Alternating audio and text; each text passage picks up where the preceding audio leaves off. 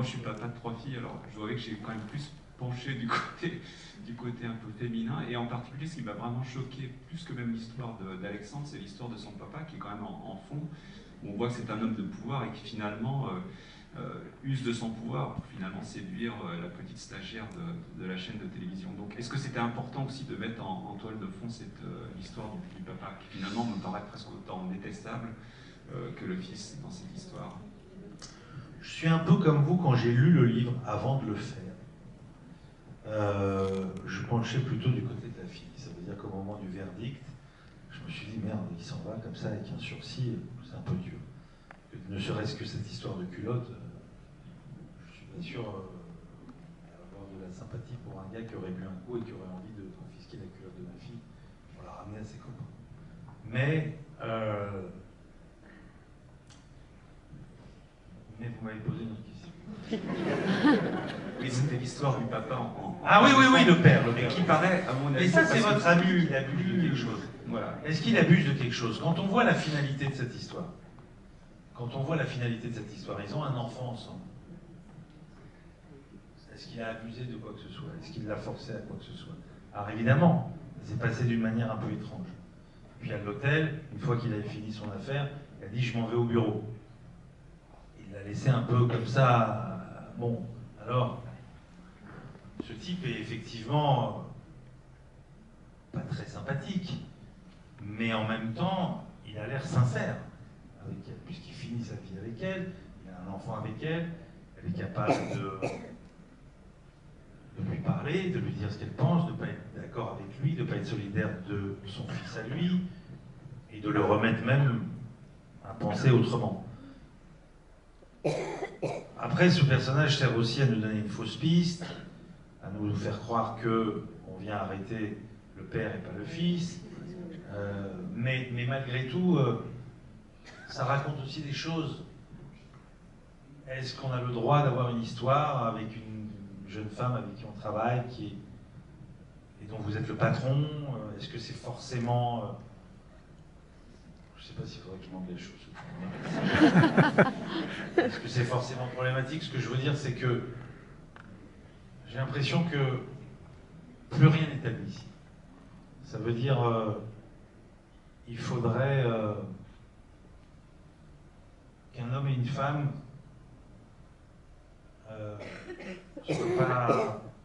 enfin, qu'il y ait des séductions qui sont plus autorisées. Voilà. Et on se rend compte dans ce cas-là que certaines histoires sont possibles. On ne peut pas tout condamner tout le temps. Voilà. Ah, je crois qu'on a une question. C'était mieux de faire des comédies en fait. C'était plus rigolo de venir faire la promo. Bonjour. Moi j'avais une question de technique. Pourquoi toute la première partie, celle qui précède le procès, est tournée en caméra subjective à l'épaule? Est-ce que c'est pour quelle raison? J'avais envie de donner des formes différentes à certaines parties du film. D'abord parce que dans la deuxième partie du film, ça veut dire au procès, les choses... Après, c'est des... Quand on fait un film, on essaie de trouver des directions et donner du sens à une mise en scène. Je me suis dit que la première partie, il fallait qu'elle soit vivante, les personnages bougent, et donc on les suit, on a une caméra qui est mobile. Au procès, plus personne ne bouge, les choses sont figées. Donc j'avais envie que les choses soient plus cadrées et plus calmes. C'est aussi bête que ça. Mais dans la partie, il y a la partie lui d'abord, elle ensuite, et enfin le procès. Oui, lui et elle, c'est pareil. Lui et elle, c'est pareil? Oui. J'ai l'impression que ça bougeait moins pour elle et plus pour lui. Non. C'est vous qui avez dormi un peu plus. Merci. Non, mais après, il y a peut-être on a peut-être cette sensation-là aussi, parce qu'il y a peut-être... C'est les mêmes intentions de mise en scène. Peut-être que ça bouge moins, parce qu'il y a peut-être des décors où il y a moins de déplacements, etc. J'en sais rien. Peut-être que vous avez eu cette sensation-là, mais en tout cas, pour moi, lui et elle, c'est pareil. Et le procès, c'est une autre histoire. Et la fête, c'est encore une autre histoire. La fête, c'est un autre format. On n'est plus en format scope. Je ne sais pas si vous avez vu. L'image se rétrécit. Et on a tourné en vraie pellicule, en 16 mm.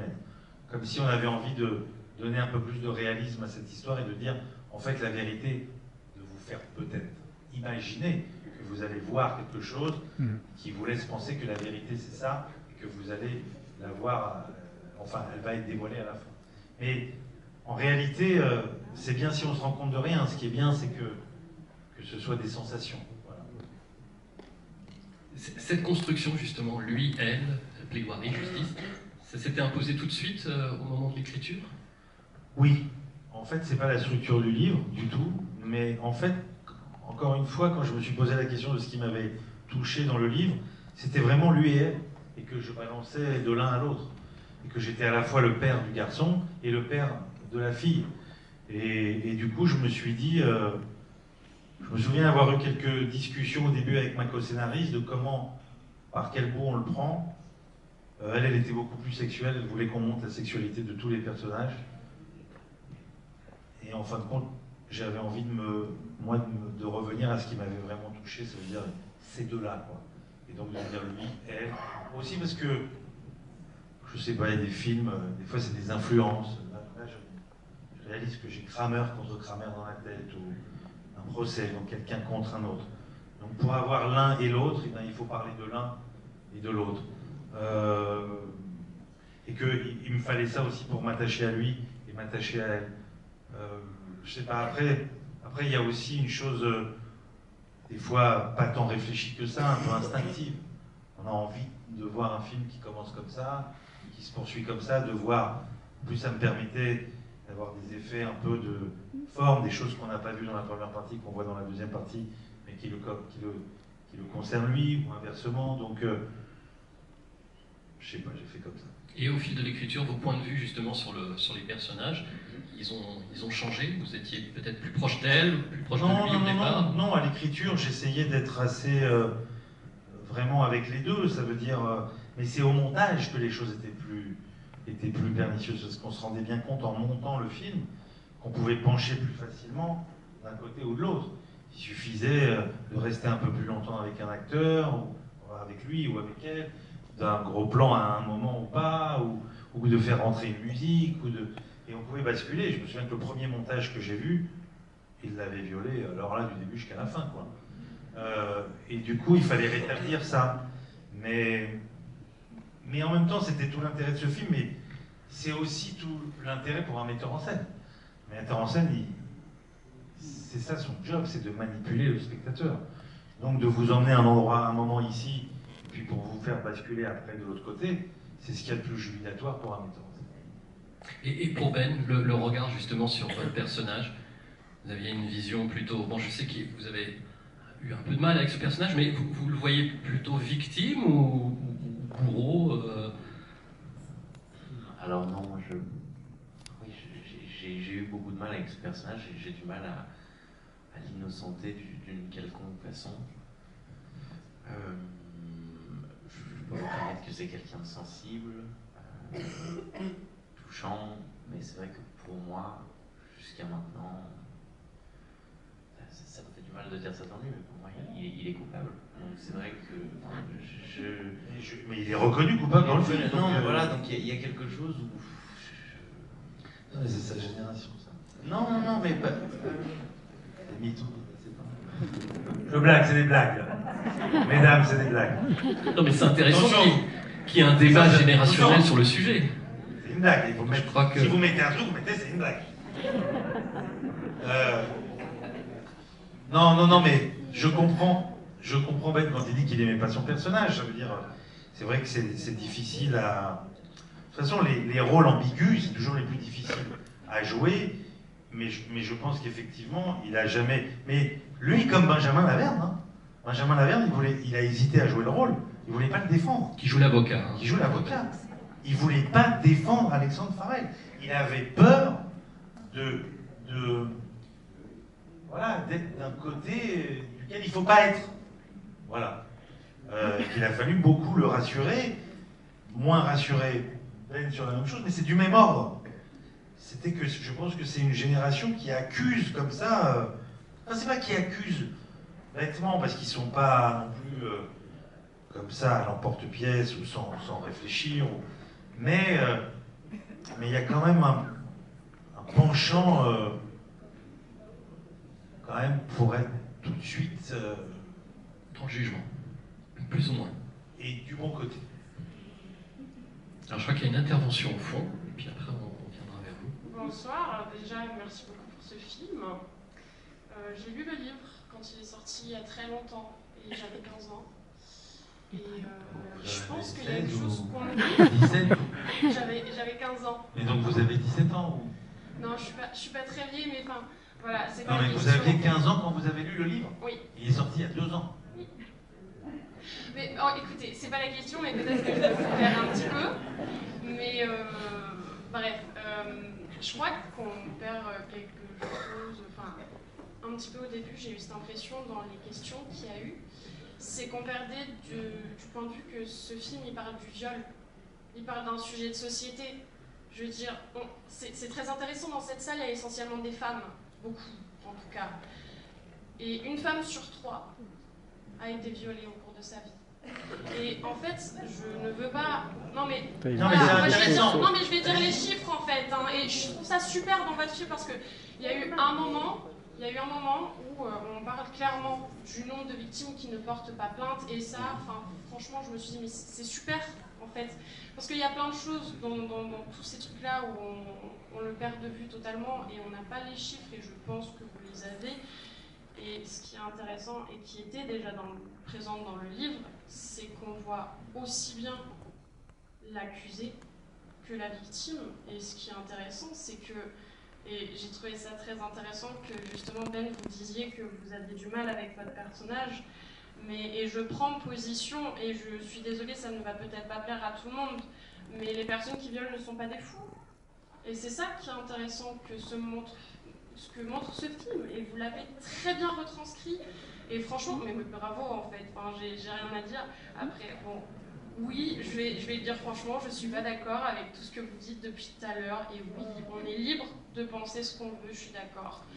Mais attendez, après, j'ai une autre vous êtes question. d'accord avec mon film? Je A suis priori, mais d'accord vous n'êtes pas avec d'accord avec votre ce que film, je dis. Mais je qu'est-ce que pense- je dis qui vous... Et- Je veux comprendre, hein. Par exemple, bon, vous voyez la notion de culture du viol, je pense que jusque-là, on n'est pas... La notion de culture du viol, Oui. oui, vous voyez. Oui. Je pense, et c'est très intéressant, je crois que ça y était aussi dans le livre, c'est la figure du père. Il me semble, après mon souvenir est un peu lointain, qu'on posait la question... Qu'est-ce que je vous ai dit qui vous a heurté, madame? Ça m'intéresse de savoir. Par exemple, quand vous parlez de la secrétaire, de la stagiaire, Oui.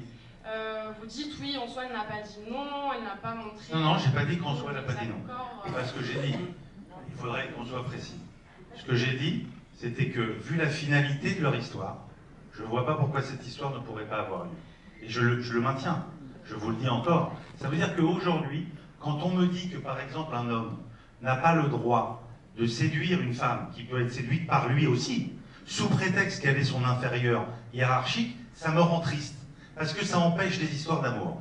Maintenant, je vous le dis, ça empêche des histoires d'amour. Bientôt, on va nous dire qu'un blanc ne peut plus séduire une noire. Bientôt, on va nous dire qu'un grand ne peut plus séduire une petite. Et moi, j'en peux plus de ça. Donc, ce que je veux dire par là, c'est que cette histoire, entre le personnage de Pierre Arditi et de cette actrice qui s'appelle Camille Razak, me montre ça aussi. Mais me montre aussi à quel point ce personnage, et je l'ai dit, est détestable aussi. Dans sa manière de se débarrasser une fois qu'il a fini son acte sexuel, comme par hasard c'est le moment où il va au bureau, et on voit sa culpabilité.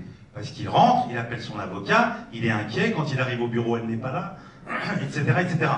Il a de la chance que ça se passe bien. C'est ça que je veux dire. Il a de la chance que ça se passe bien. Ça aurait pu mal se passer, qu'il aurait été, à ce moment-là, peut-être coupable de quelque chose, d'avoir traité cette fille comme il a traité.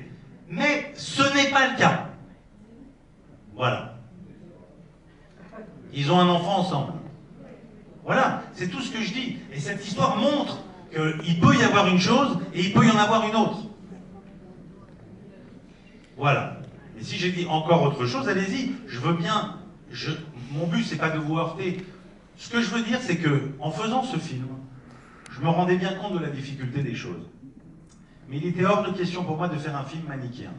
Je n'avais pas envie de faire un film où on montre un méchant garçon et une gentille fille, ou l'inverse, d'ailleurs.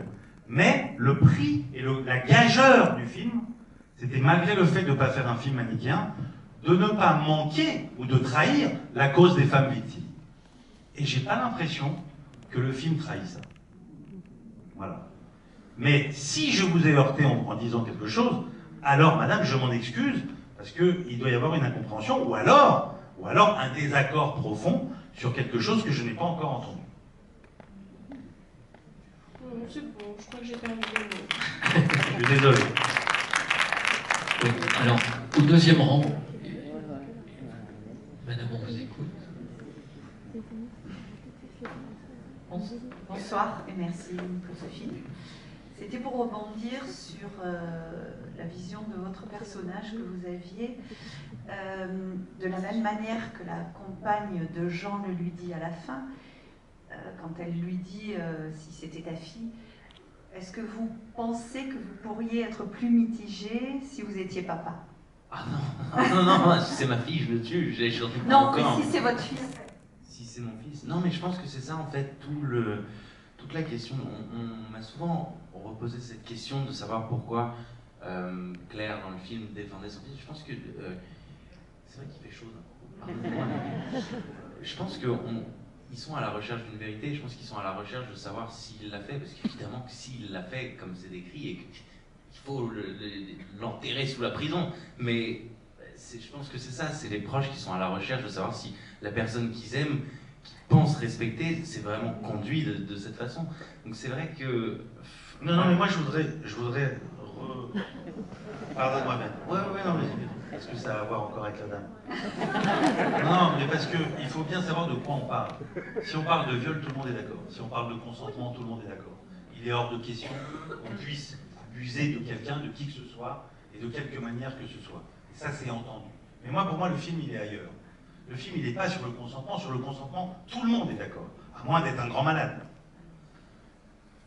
Moi, je vous dis que ce personnage, et je le pense, et c'est ça qui m'a intéressé, il a peut-être violé cette fille, mais lui, à aucun moment donné, il pense qu'il a violé. D'accord?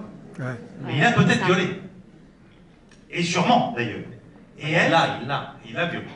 Et elle s'est sentie violée, mais sous la sidération, etc., elle a été incapable d'opposer une résistance à ce garçon à qui elle aurait envoyé un signal, qui aurait peut-être, vu son éducation, probablement se retirer. Et donc, ça pose énormément de problèmes. Ça pose le problème de quelle doit être la justice, quelle justice rendre. Et en fait, au-delà de la question du viol, et c'est peut-être ça où on n'est pas d'accord, parce que sur la question du viol, on est tous d'accord, sur le consentement, sur cette pseudo-zone grise, sur l'aveuglement du désir masculin, etc. Là-dessus, on est entièrement d'accord. Mais le film parle d'autre chose. Le film parle de la vérité. C'est quoi la vérité? Elle est où la vérité? Et où elle doit se trouver la vérité? Donc, en fonction de l'endroit où on est, on peut regarder les choses d'une manière ou d'une autre. Évidemment, ce film ne raconte pas l'histoire d'un violeur brutal qui aurait croisé une fille dans la rue, qui l'aurait sauté dessus et qui l'aurait violée. Non, c'est moins manichéen que ça. C'est plus nuancé que ça. Et c'est tout le problème. Et pour parler du personnage de Ben, oui, lui peut le considérer comme un sale type, mais en même temps, son personnage, que moi je peux presque parler de son personnage, puisque lui le déteste. Mais moi je le déteste pas, je me dis, un type qui ne voit pas le désir de sa partenaire, c'est de ça dont il est coupable. Mais est-ce qu'il est coupable de viol? Ça fait une différence. En fait, ça vaut que je réponds.